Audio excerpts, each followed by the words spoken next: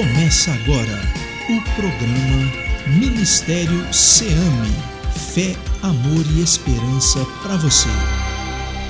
O programa Ministério SEAMI tem hoje o grande privilégio de entrevistar o promotor de justiça da cidade de Uberlândia, da área da saúde, Dr. Lúcio Flávio. Seja bem-vindo para estar conosco aqui hoje, Dr. Lúcio Flávio. É um prazer estar com os senhores hoje nesse programa e tentar aqui passar alguma ideia de funcionamento da área de saúde. Dr. Lúcio Flávio, para esclarecer para os nossos telespectadores, as pessoas que acompanham o programa Ministério SEAMI, qual que é a missão do Ministério Público na área de saúde na cidade de Uberlândia? Bom, nós podemos falar de uma forma geral que a principal característica hoje da promotoria do Ministério Público é a defesa da cidadania.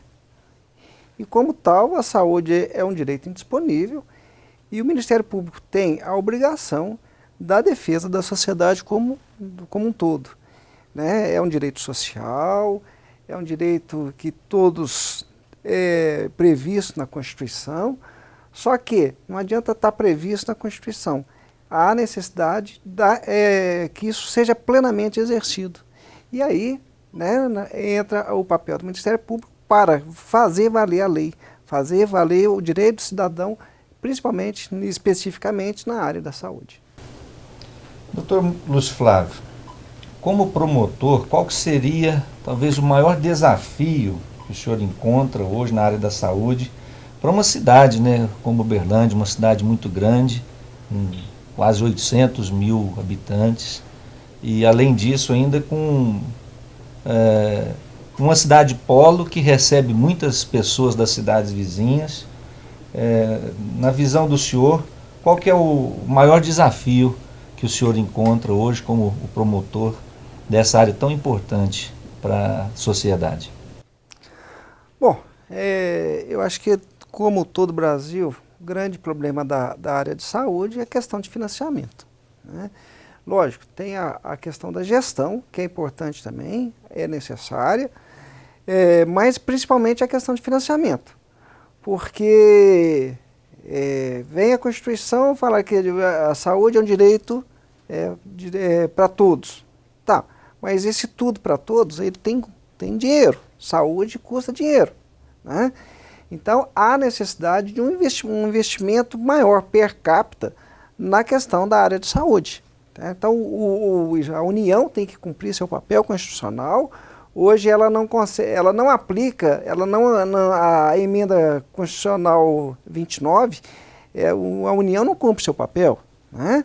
Há necessidade também do Estado cumprir seu papel, né, da aplicação do mínimo necessário na área de saúde. E acaba isso acarretando uma grave distorção, né, e gerando cada vez um maior investimento dos municípios, né, para o atendimento ao paciente, que está no próprio município. Só a título de exemplo, se nós pensarmos hoje, qual que é o número de habitantes de Uberlândia? Eu não tenho nenhum medo de afirmar que a nossa população é acima de 800 mil habitantes. Né? Eu coloco entre 800 até mais de 850 mil habitantes. Só para termos uma referência, nós temos hoje 462 mil eleitores em Uberlândia. Então, no mínimo, você pode multiplicar isso por 2. E vem o censo e fala que Uberlândia tem 653 mil habitantes. Então, nós recebemos, o gestor ele recebe dinheiro, né, para atender como se tivesse 653, quando na verdade nós sabemos que Uberlândia tem mais de 850. E fora também a questão dos municípios vizinhos, pais nas cidades ao redor que usam o endereço de filho, de netos, enfim, para utilizar o nosso sistema de saúde. Então, para evitar isso, né, eu acho que teria, logicamente, além do que eu já mencionei, maior investimento da União, maior investimento do Estado, mas a aplicação, a criação de um cartão nacional SUS, que o paciente poderia ser atendido em qualquer lugar e que houvesse compensação de atendimentos com os municípios, entre o município prestador do serviço e o município de origem do paciente. O senhor vê que nessas possibilidades e com essa condição, cumprimento da União, do Estado, facilitaria também o trabalho dos municípios, né? Bom, isso é o mínimo, né? Logicamente, quando eu falo em gestão, nós precisaríamos aqui, na questão de urgência e emergência, o Estado fez a organização, né, de todas as partes, né, da região do sul, do norte de Minas. Nossa região do Triângulo Norte, o Estado ainda não veio organizar essa região no que tange a urgência e emergência. Então acaba o que a gente depara aqui em Uberlândia, principalmente na porta do Hospital de Clínicas, né, ambulâncias e mais ambulâncias literalmente despejando pacientes sem acionar a regulação do Estado, trazendo risco para esse paciente, né, que se não tem vaga, não sequer sabendo se tem vaga, e isso gera um caos em todo o sistema de saúde. Nós sabemos que o Hospital de Clínicas é um hospital regional que atende a alta e a média complexidade. Ele é pactuado não só com Uberlândia, mas com os municípios vizinhos. Todavia, hoje o hospital, há necessidade dessa organização para preferencialmente deixarmos o Hospital de Clínicas para a alta complexidade, né? E às vezes, nós nos deparamos com situações graves de pacientes, às vezes internados há 30 dias, há 40 dias, por uma fratura e tomando conta, às vezes, de uma vaga de um paciente com AVC, né? Um paciente com um problema cardíaco. Então, há necessidade dessa organização de forma urgente, né? Senão nós não vamos ter um êxito nessa situação. E aí, vou mais longe, né? Também não adianta nada os municípios, a região ficar reclamando. Há necessidade que os gestores façam o dever de casa, invistam na atenção primária, né? Como que está sendo a atenção primária em cada município? E eles recebem dinheiro específico para isso. Então, há necessidade de saber se tem a obstetrícia funcionando na cidade, tem a clínica geral, tem a pediatria, os PSFs estão funcionando, porque isso é preventivo, né? Então, em saúde, o hospital é o último degrau, a última coisa a ser pensada. Então, se nós não tivermos uma atenção básica, uma atenção primária funcionando bem em toda a região, nós não vamos conseguir lidar com essa situação. O Ministério SEAMI, ele, através da comunidade terapêutica SEAMI Reabilitação, ele trata de problemas das drogas, né, na cidade de Uberlândia, no estado de Minas Gerais, no Brasil, que é um problema grave hoje no mundo inteiro, né? O problema das drogas é considerado um problema de saúde pela Organização Mundial de Saúde, a OMS, e está sob o olhar do senhor aqui na nossa cidade, que é o promotor, o Ministério Público na área da saúde. E sabemos que o senhor tem um projeto, né, tem um plano de formar uma rede de atendimento dentro da nossa cidade que ia ser um sucesso muito grande. E essa rede incluiria a UFO, os CAPs e as comunidades terapêuticas. Como o senhor gostaria de ver tudo isso funcionando? Bom, nós estamos trabalhando exatamente nessa reformulação da saúde mental aqui no nosso município. Isso com a participação do Hospital de Clínicas da UFO, especificamente no setor da psiquiatria, o local onde capacitado para fazer as internações, e quando eu falo internações involuntárias por critério médico, né? E também com a participação dos CAPs e das comunidades terapêuticas.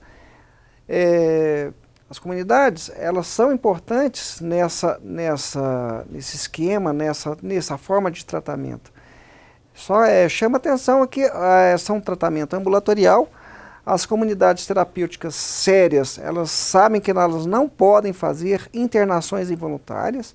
Por isso mesmo nós fizemos um trabalho de fechamos muitas... Eu não chamo nem que eram comunidades, não posso falar que eram comunidades terapêuticas. Elas faziam registro como comunidades terapêuticas e falavam que eram clínicas, né? Espalhavam que eram clínicas. Felizmente nós conseguimos êxito nesse trabalho e hoje nós temos comunidades sérias em nosso município. Todavia, eu penso que há necessidade de um trabalho de rede, né? A comunidade terapêutica junto com os CAPs, que são uma forma ambulatorial,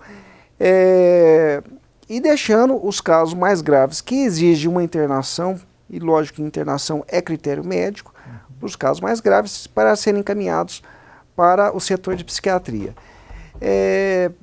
E logicamente há necessidade de um centro de referência, né, para essa coordenação, para tentar aí o paciente, que se ele sai de uma internação, e aqui eu também chamo a atenção, porque a internação não é forma de tratamento. O paciente ele vai para ser internado para estabilizar a crise. Só pode ser internado por critério médico e o paciente, logicamente, ele tem que estar em crise, caracterizada a crise. Então, ele estando internado na psiquiatria, ele não está fazendo tratamento para a questão da droga. Ele está lá para estabilizar a crise. Essa crise sendo estabilizada, ele tem que procurar efetivamente o tratamento, que é através das comunidades terapêuticas ou pelos CAPs. E aí sim, que é esse trabalho de rede, para que o paciente ele não saia da psiquiatria e fica perdido. Aí ele vai voltar para o mundo da droga, né? Então, o que eu penso que seria ideal, esse centro de referência, fazendo um acompanhamento mais efetivo desse paciente, seja oriundo dos CAPs, seja oriundo das comunidades terapêuticas, e aí sim, associando ao mercado de trabalho, acompanhamento familiar e outras questões também da área de saúde que podem estar envolvidas. Então, eu penso que nós estamos tentando iniciar essa reformulação de toda essa área de saúde mental, e aí incluindo o álcool e droga, com essa finalidade. E a proposta da promotoria seria essa, né? Essa forma de acompanhamento.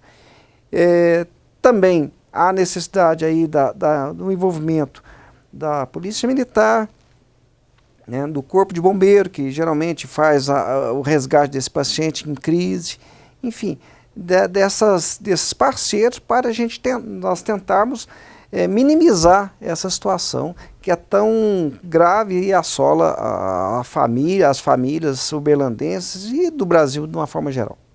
Então, na visão do senhor, dentro dessa rede de atenção ao dependente químico, a essa pessoa que vive essa infelicidade de ser um usuário de álcool e drogas, o senhor classificaria então que temos aí o tratamento na UFO, depois ele pode ser acompanhado por um CAPS e, consequentemente, por uma das comunidades terapêuticas dentro da cidade de Uberlândia. Eu não chamo a psiquiatria como um tratamento, tá? Como já disse, se ele está internado, ele está lá por um motivo de crise, né? Então ele não está sendo tratado para a questão da droga. Ele está para estabilizar a crise, para que ele tenha até a questão de condição de manifestar a vontade de aderir a um tratamento, seja ele através dos CAPs, né? Seja ele através das comunidades terapêuticas. E logicamente, aí, sem essa manifestação de vontade, não existe êxito no tratamento, né? E tem que ter adesão do paciente, a vontade de deixar a droga. E nesse conjunto todo também, a gente não pode salientar a necessidade de nós termos uma legislação mais firme, né? Hoje, o próprio traficante, ele tá sendo considerado usuário, né? Então, isso acaba gerando um sentimento aí, uma condição de impotência da própria justiça, né? no combate a essa questão. E os traficantes estão se aproveitando disso, literalmente. E como que o senhor vê, então, que poderia se estabelecer esse diálogo entre o CAPS, o COMAD e as comunidades terapêuticas? Qual que seria uma maneira que o senhor, como o representante do Ministério Público, o senhor acha que poderíamos articular isso para que essa rede pudesse dar atenção às pessoas carentes, aos necessitados aqui na nossa cidade? Bom, especificamente envolvendo aí as comunidades terapêuticas, os CAPs e o COMAD, eu acho que é importante separar, porque o COMAD é o conselho onde que vai traçar a política pública voltada para essa área, né? E aí, aproveito aqui para salientar a importância da participação da população nas reuniões dos conselhos, e especificamente o Conselho Antidroga, né, da COMAD. Qual política que nós queremos para a nossa cidade? Eu não preciso ser efetivamente conselheiro para poder participar de uma reunião. Eu posso participar com a minha presença, levando ideias, levando sugestões, propondo alguma coisa, ou às vezes até denunciando alguns casos. Porque é dentro do conselho que se forma a política pública. E se nós olharmos para até um passado recente, qual política pública efetivamente desenvolvida e jogada no orçamento do município para essa área? Nós não tínhamos, né? Então havia um enfraquecimento do próprio conselho. Então houve a necessidade dessa abertura do conselho para toda a sociedade civil. Agora, a sociedade também tem que participar, né? Não adianta eu ter só um assento no conselho se o representante da entidade não vai, né? Então, depois a própria população não pode criticar se ela também é omissa. Não fez a participação. Né? E, lógico, a questão do CAPS e das comunidades terapêuticas são todos dois tipos de tratamentos ambulatorial, né?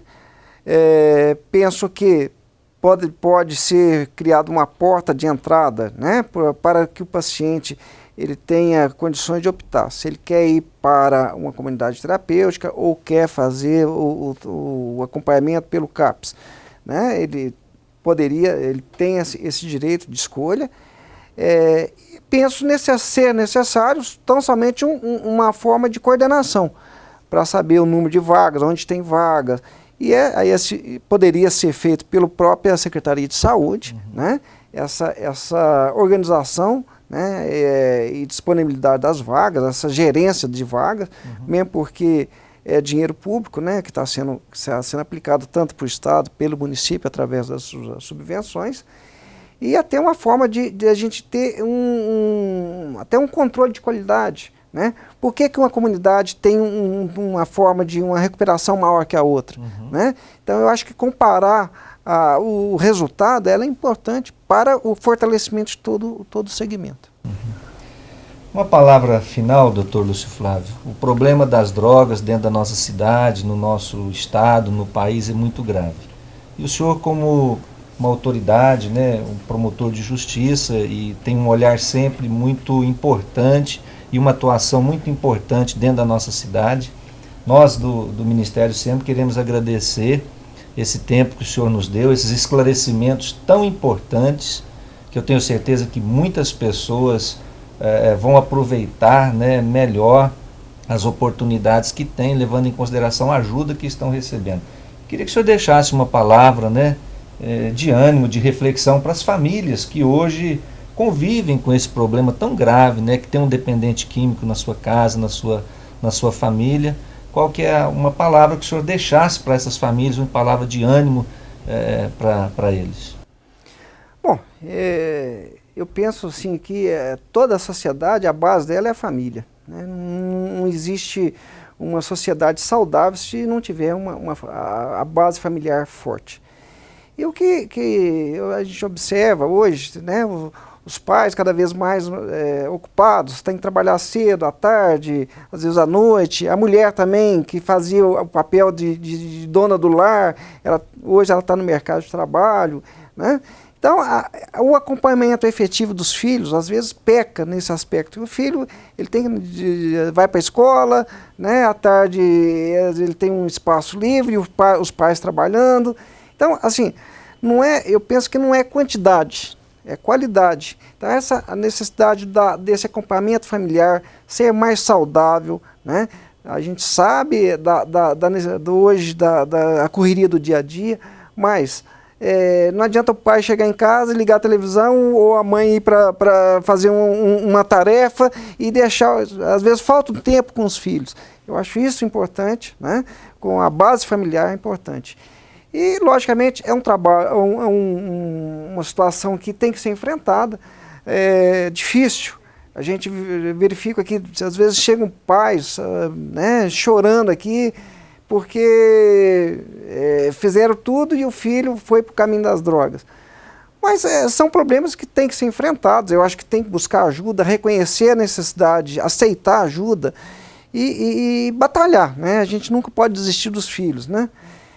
E aí por isso que tem toda essa necessidade de organização da rede, né?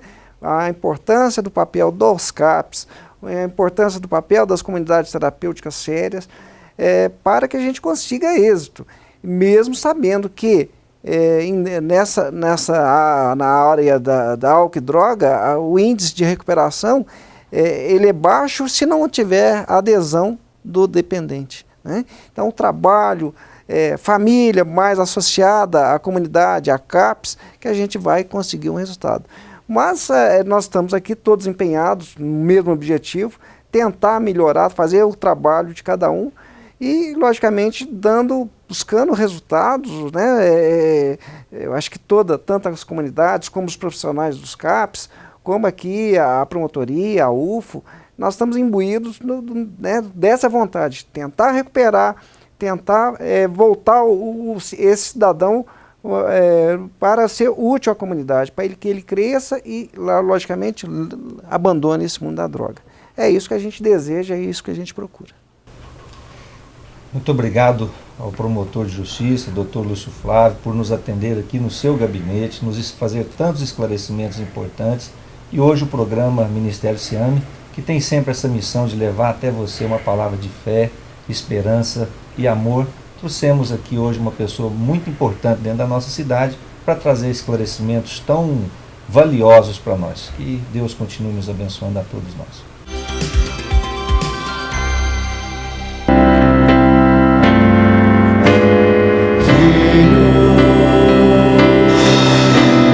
Escute o que eu digo, não seja sábio aos teus próprios olhos. Filho, existe um caminho que é perigoso pra você. Eu não quero te perder.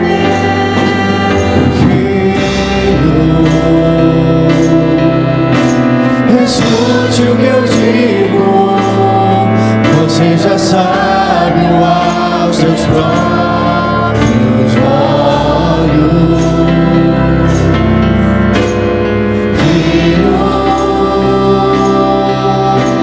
existe um caminho que é perigoso pra você. Eu não quero te perder. Ainda me lembro de você quando andava comigo, quando cantava pra mim, meu filho.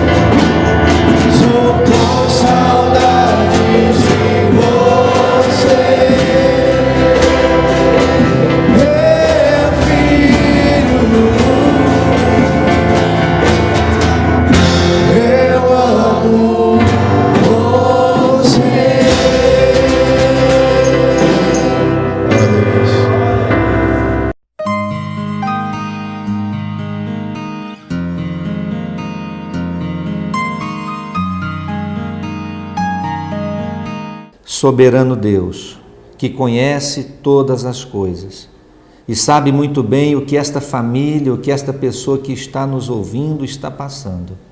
Visita a sua casa, visita o seu lar, visita esta família e desfaça completamente a obra maligna, a intenção maligna que está rondando esta família, esse lar, este homem, esta mulher, e que o teu poder transforme as trevas em luz, o mal em bem. Assim nós oramos te pedindo, ó Deus Todo-Poderoso, em nome de Jesus Cristo. Amém e graças a Deus. É isto mesmo. Deus tem uma palavra para você. E esta palavra é de fé, esperança e amor.